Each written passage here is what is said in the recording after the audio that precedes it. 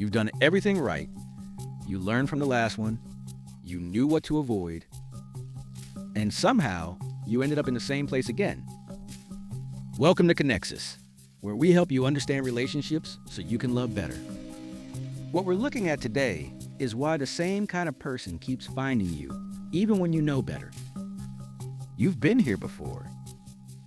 Not this exact moment, but this feeling. You're sitting somewhere quiet, replaying a relationship that ended, or one you're still in, and you're asking yourself the same question you've asked before: how did I end up here again? Not because you're careless, not because you don't know what you want.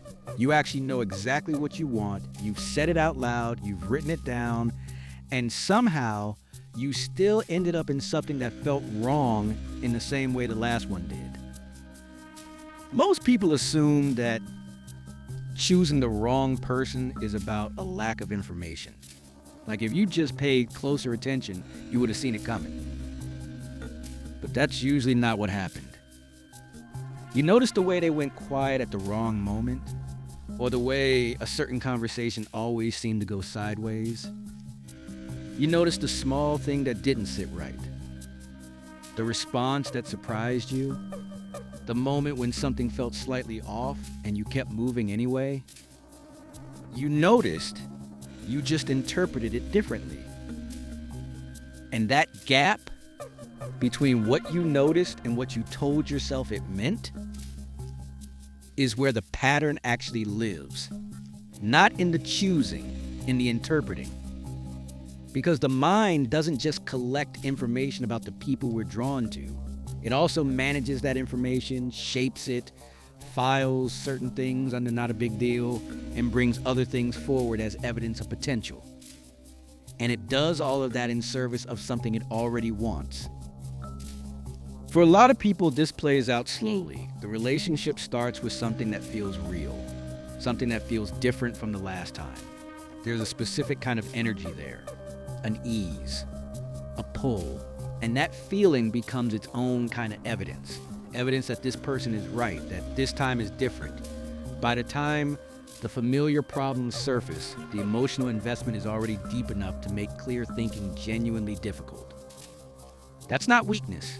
That's just how investment works. It changes what you're willing to see. The first thing worth understanding is that your nervous system doesn't distinguish between what's good for you and what it already knows. Familiarity registers as safety, not just in relationships, in everything. It's why a new city can feel unsettling, even when it's objectively beautiful, and why a bad habit is hard to leave, even when you know it's hurting you. The brain has mapped the familiar thing. It knows what's coming, and knowing what's coming, even when what's coming isn't good, creates a kind of ease that genuinely feels like comfort. In relationships, this shows up as a pull toward people who carry an emotional tone that's already known to you, not identical to someone specific from your past. The surface details are usually quite different. Different face, different background, different way of talking, but the underlying feeling is the same. A certain distance that keeps you working for closeness, a certain unpredictability that keeps you slightly off balance, a certain emotional temperature that your nervous system already knows how to navigate because it learned that navigation a long time ago. And because you know how to navigate it, it doesn't trigger alarm, it doesn't feel like a warning, it feels like chemistry, it feels like home. And that's precisely what makes it so difficult to see clearly. Because home, for most people, isn't a neutral feeling. It's one of the most powerful feelings there is. For some people, the pattern isn't just about familiarity. It's about function. There's a version of this that looks like repeatedly choosing someone who is emotionally unavailable. Guarded, inconsistent, present in some moments, and withdrawn in others. And what's happening underneath the frustration of that experience is that something in you is still working on an old problem. If I can reach this person, if I can get them to open up, if I can be patient enough, understanding enough, steady enough, then something that was withheld a long time ago will finally be given. That attempt to get through to someone guarded isn't random. It connects to something earlier in a person's history. Some experience of love that came with conditions attached, or that required sustained effort to maintain, or that was inconsistent enough that you learned the only reliable response was to keep trying. When love feels like something you have to earn continuously, the pursuit of someone who makes you earn, it doesn't feel like a red flag. It feels like love operating normally. Some of this is connected to what researchers call anxious attachment, but in real life, it often just looks like someone who stays longer than they should, who tries harder than the situation deserves, who mistakes the chase for the connection. The relationship ends, the need to solve the equation doesn't, and the next person who presents a similar puzzle will feel almost immediately like someone worth the effort. This next one is subtle, but it matters. Not every wrong relationship is a slow fade. Some of them start loud. They start with an overwhelming sense that something real and significant is happening. Fast conversation, immediate attraction, a feeling of being understood by someone you've just met, and that intensity is genuinely easy to confuse with meaning, because in the body they feel nearly identical. What often happens is that intensity activates the same internal response as genuine emotional depth. They feel alike in the early stages. Both produce that sense of, this person sees me. Both make ordinary moments feel charged with something larger. Both create the impression that what's happening is rare. But intensity and depth are different things operating on different timescales. Intensity is about stimulation, about the nervous system being lit up. Depth is about structure, about what remains when the stimulation settles. Intensity can exist completely independently of trust, of consistency, of the quieter qualities that actually hold a relationship together over time. For people who learn to associate love with a certain level of emotional charge, because calm love was absent in earlier experiences, or because stillness felt like indifference, or because the most fully alive they've ever felt was inside something turbulent. The absence of that charge in a healthy relationship can register as the absence of real feeling.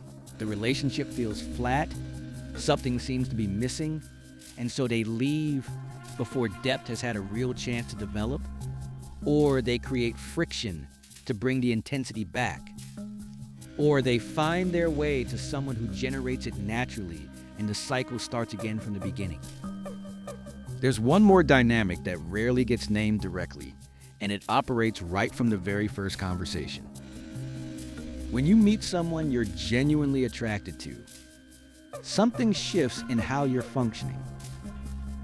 Often without you realizing it, you move from observing to performing.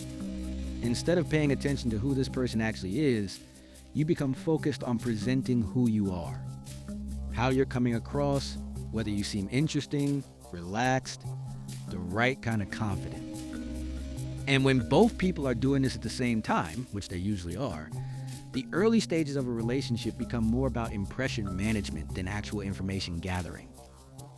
You're not really learning each other. You're watching each other's most carefully curated version. The stories chosen for maximum effect, the opinions expressed at the most appealing angle, the vulnerabilities shared in ways calculated to create connection without creating real exposure. That's not dishonesty. That's human nature in the presence of attraction. But it does mean the data you're using to decide whether this person is right for you is being collected under conditions that don't accurately represent either of you. And someone who is fundamentally wrong for you in those conditions can read as exactly right. They can hit every mark, not because they're pretending, but because the early version of any relationship, bathed in attraction and novelty, is genuinely its most flattering version. Most people assume that if they just had better standards, higher ones, stricter ones, the pattern would finally stop. So they make lists, they add requirements, they become more deliberate and selective on paper. And the pattern continues. Because the pattern isn't a logic problem. You can't think your way out of something that isn't being driven by thought. The choices that keep repeating aren't happening because the criteria were wrong. They're happening because something beneath your conscious reasoning is still orienting toward a particular emotional experience, one that was formed long before you had any language for it. Standards are useful, but they operate at the surface level, at the level of observable qualities and behaviors you can evaluate in advance. The pull that drives the pattern operates somewhere much older than that. It's pre-verbal. It's a felt sense of what love is supposed to feel like, what closeness is supposed to cost, what it means when someone makes your nervous system feel alive. And that felt sense doesn't update simply because you decided it should. Changing the pattern isn't about filtering more carefully. It's about understanding what you've been seeking beneath the surface and why that particular thing has felt so much like love. None of this is a character flaw. The patterns that keep appearing in your relationships aren't evidence that something is broken or deficient in you. They're evidence that you're a person who has a history, and that history quietly shaped what registers as familiar, what reads as love, what the nervous system reaches toward when it's making a fast assessment of another person. That's not poor judgment. That's the architecture of human attachment, doing exactly what it was built to do. It learned from what it was given, and it kept the lesson. The part worth sitting with is that awareness genuinely changes things, even when it doesn't change them immediately. When you can name what you've been responding to, you start to catch it earlier. You start to notice the pull before you've already followed it 3 months down a familiar road. And that noticing, even when it arrives slowly, even when it comes after yet another version of the same experience, is where the pattern begins to loosen its grip. If you've been in this pattern, the question that tends to open something is not, what is wrong with me? The question is, what have I learned to call love? Because whatever that answer is, whatever emotional texture you grew up associating with closeness, with being cared for, with connection that felt real, that's what your instincts are still navigating toward. Even now, even with everything you know. And the interesting thing, the part that catches a lot of people off guard is that healthy love, for someone who hasn't experienced much of it often, doesn't feel the way they expected it to. It can feel too quiet, too uncomplicated, like something is missing. And what's missing in those moments is often the anxiety that had been mistaken for passion for so long that the two became indistinguishable. The absence of that familiar pull might not be a warning sign. It might be the first real signal that something is genuinely different. That distinction is one of the harder ones to make in the middle of it. But it's also one of the most important ones there is.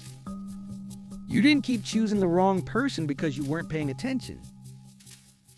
You kept choosing them because some part of you was paying very close attention to everything that felt most like home. And home, for a lot of people, is not a simple place. It's the place you learned what love costs, what closeness requires, what it feels like when someone finally sees you. And that education, whatever it looked like, became the template. The pattern makes complete sense when you understand what it was built from. It was never random. It was never careless. It was always a very human attempt to find something real in the only landscape that felt familiar enough to trust. That doesn't mean it stays, but understanding it, honestly and without judgment, is almost always where something new begins. If this gave you a clearer way to understand your relationships, subscribe to Connexis. where we help you understand more so you can love better.